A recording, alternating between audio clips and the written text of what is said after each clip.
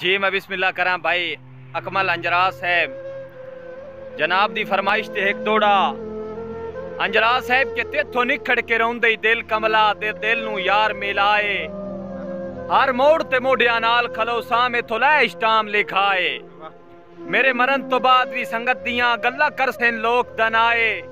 तारीख दसे सी बंदियां नू कोई कर गया शाद वफाए। जी भाई फखरे आलम साहब और भाई शहरी जैन मलिक साहब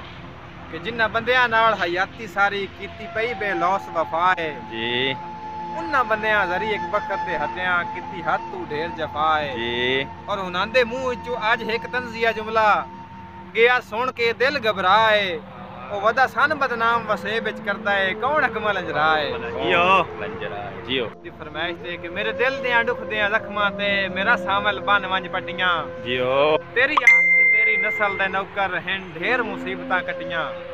और मैनू अकमल तेरा नां लेके टोका मारन थेंदियां जटियां अल्लाह वास्ते धो वंज मुल्क दे मेणे एक बारी आ पिंडी बैठियां जियो जी भाई फखरे आलम रुकन से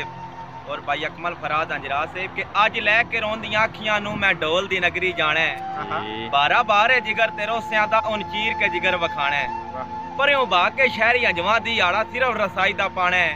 भावें कदमी डाना पै जावे अज ढोल जरूर मनाना है। हाय जियो जी भाई फखरे आलम और भाई शहरी साहब कि मेरी जिद दे फैसला निखड़न दा जियो सच कूड़ नितार के करना ही या कुड़िया नस्ल दे नौकर नू अज कोल खलार के करना ही जी और दिल आई दा फैसला कोई परवाह नहीं कोई परवाह नहीं कोई परवाह नहीं जी दिल आई दा फैसला कोई परवाह नहीं भावे मुलख वंगार के करना ही और रखी जेन च सजन रकीब दा संग मैनू अकमल मार के करना ही जियो जी भाई फखरे आलम रुकन से और भाई अकमल फराद अंजरा से जनाब दे शरीका दी नजर तोड़ा उन दसना कि तेनू मैं बंदे कई बारी होड़िया हा मत्था मेरे नाल ना लावी